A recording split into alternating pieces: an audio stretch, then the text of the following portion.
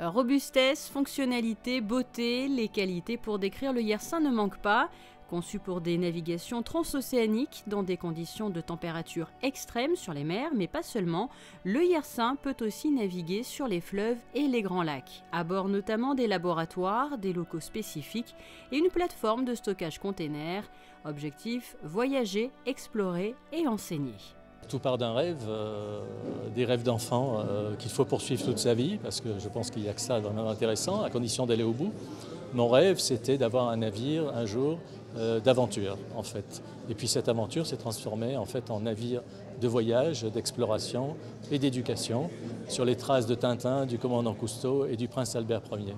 Voilà comment est né le projet ASE, Aventure, Science, Éducation, qui a donné naissance au navire Yersin, qui est donc ce navire spécialement fait, polyvalent, pour l'aventure, les chercheurs, les scientifiques et puis l'éducation des enfants et des jeunes pour la découverte du milieu maritime.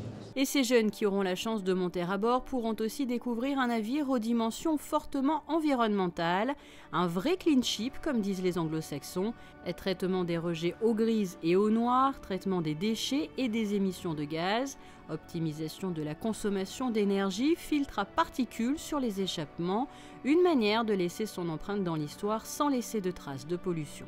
Moi, étant membre du Yacht Club de Monaco et ambassadeur de la belle classe super yacht, connaissant l'implication de la principauté et du prince Albert dans le domaine de l'environnement, puisque c'est un petit pays mais qui a un grand rayonnement, et de ce point de vue-là, il est encore plus grand. Donc je veux absolument coller et être un bateau en termes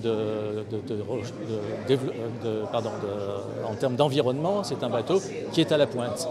Ce n'est pas facile parce que pour faire un bateau écologique, ça nécessite des investissements qui sont lourds en termes de place et en termes de coût, mais c'est un choix fondamental que j'ai fait.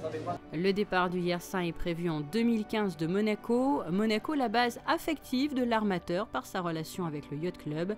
Le navire partira ensuite en expédition vers les eaux chaudes et polaires.